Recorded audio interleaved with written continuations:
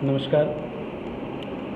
आज हम बात करेंगे कबीर में रहस्यवाद।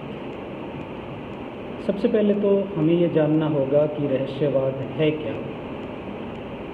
अगर हम आचार्य रामचंद्र शुक्ल के अनुसार माने तो साधना के क्षेत्र में जो अद्वैत है,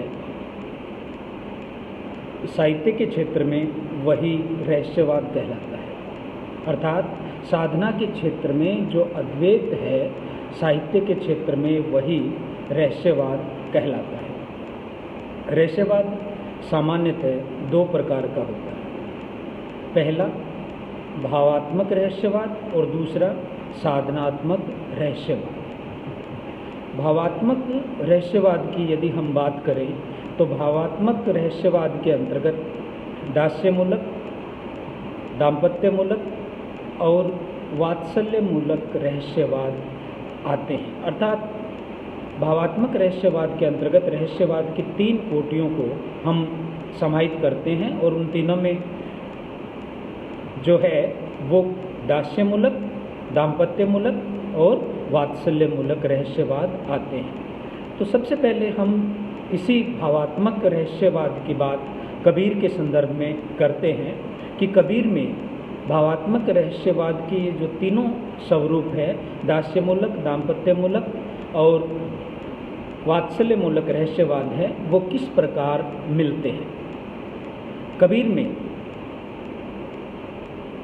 भावात्मक रहस्यवाद में सर्वप्रथम हम दास्यमूलक रहस्यवाद की बात करें तो कबीर ब्रह्म को सेव्य और साधक को सेवक के रूप में हमारे सामने प्रस्तुत करते हैं। जहाँ कबीर की कविता में दास्यमूलक रहस्यवाद आता है, वहाँ ब्रह्म सेव्य है और साधक है वो सेवक के रूप में हमारे समक्ष उपस्थित हुआ है। और सेवक अर्थात साधक है वो अपने सेव्य अर्थात ब्रह्म के समक्ष स्वयं को अत्यंत तुच्छ प्राणी के रूप में चित्रित करते हैं, तुच्छ प्राणी के रूप में स्वयं को उपस्थित करता है। और इसीलिए कबीर दास्यमूलक रहस्यवाद की निम्न स्थिति पर जाते हुए कबीर ये पद लिखते हैं कि कबीर कुत्ता राम का मोतिया मेरा नाऊ और गले राम की जेवड़ी जित खींचे तित जाऊं। अर्थात अपने आप को पूरी तरह राम को, जो उनका ब्रह्म है, उस ब्रह्म को समर्पित कर देते हैं। और हमें ये ध्यान रखना चाहिए कि कबीर के ब्रह्म से या कबीर के राम से हमारा तात्पर्य वो है जो रूप, रस, गंध, स्पर्श सबसे परे हो, वो कबीर का राम है या कबीर का ब्रह्म है। जहाँ तक हम बात करें दाम्पत्यमूलक रहस्यवाद की, तो दाम्पत्यमूलक रहस्यवाद में कबीर ने आत्मा और परमात्मा का जो संबंध है, उस संबंध को क्रमशः पत्नी और पति के रूप में या प्रेमिका और प्रेमी के रूप में उन्होंने उपस्थित किया। कबीर के हम पद देखें तो पदों में बार बार दाम्पत्यमूलक रहस्यवाद का वर्णन है वो हमारे सामने आता है। जैसे दुल्हनी गाव हो मंगलाचार, हम घर आए हो राजा राम भरतार, ठीक है, या राम मोरे पीव मैं उनकी बहुरिया। इन सब में जो भाव हमें दिखाई देता है वो भाव दाम्पत्यमूलक रहस्यवाद का ही हमारे सामने उभर करके आता है। और भावात्मक रहस्यवाद में दो, हमने दास्यमूलक रहस्यवाद की बात करी, हम दाम्पत्यमूलक रहस्यवाद की बात भी हमने की, और तीसरा इसमें आता है वात्सल्यमूलक रहस्यवाद। और वात्सल्यमूलक रहस्यवाद के अंतर्गत कबीर ने स्वयं को बालक और ब्रह्म को माता या जननी के रूप में चित्रित किया है। और कबीर के पदों में वात्सल्यमूलक रहस्यवाद है वो भी हमें बार बार दिखाई देता है। और कबीर स्वयं अपने पदों में कहते हैं, हरि जननी मैं बालक तोरा काहे न बख्सौ अवगुण मोरा। अर्थात यहाँ हरि है वो माता के रूप में हमारे सामने आया है और जो साधक है वो साधक बालक के रूप में हमारे सामने अवतीर्ण हुआ है।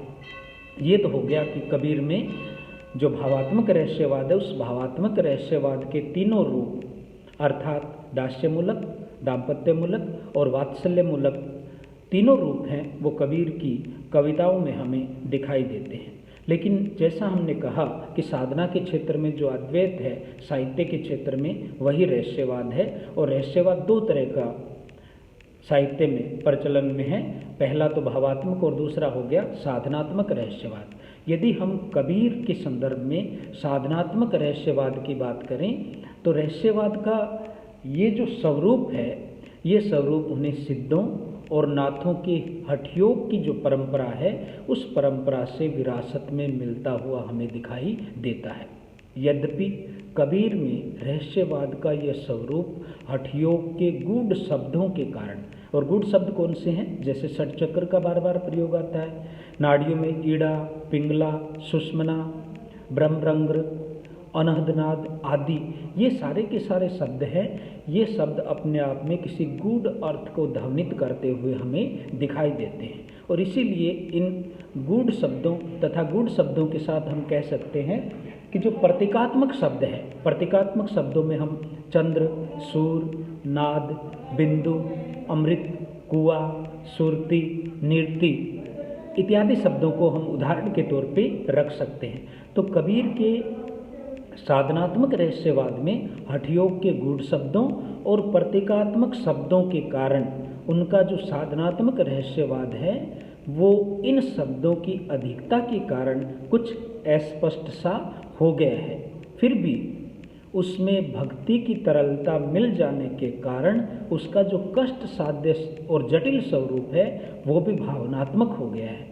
और यही कारण है कि जब हम कबीर के रहस्यवाद की बात करते हैं तो कबीर का जो साधनात्मक रहस्यवाद है वो रहस्यवाद भी हमें भावात्मक रहस्यवाद की तरह दिखाई देता है। जैसे कबीर कहते हैं कि लाली मेरे लाल की जिद देखूं तितलाल, लाली देखन मैं गई मैं भी हो गई लाल। तो रहस्यवाद के दो जो महत्वपूर्ण स्वरूप हैं जिनकी हम बात कर रहे हैं कि भावात्मक रहस्यवाद और साधनात्मक रहस्यवाद। भावात्मक रहस्यवाद के तीनों स्वरूप दास्यमूलक, दाम्पत्यमूलक और वात्सल्यमूलक, और साधनात्मक रहस्यवाद का जो स्वरूप है वो भी हठयोग के गूढ़ शब्दों और प्रतीकात्मक शब्दों के साथ हमारे सामने उपस्थित हुआ है। लेकिन उन शब्दों में भक्ति की तरलता मिल जाने के कारण उसका जो कष्ट साध्य और जटिल स्वरूप है वो स्वरूप भी भावात्मक हो उठा है। और इसीलिए हम कह सकते हैं कि कबीर का जो साधनात्मक रहस्यवाद है वो भी भावात्मक रहस्यवाद के रूप में परिवर्तित होता हुआ हमें दिखाई देता है।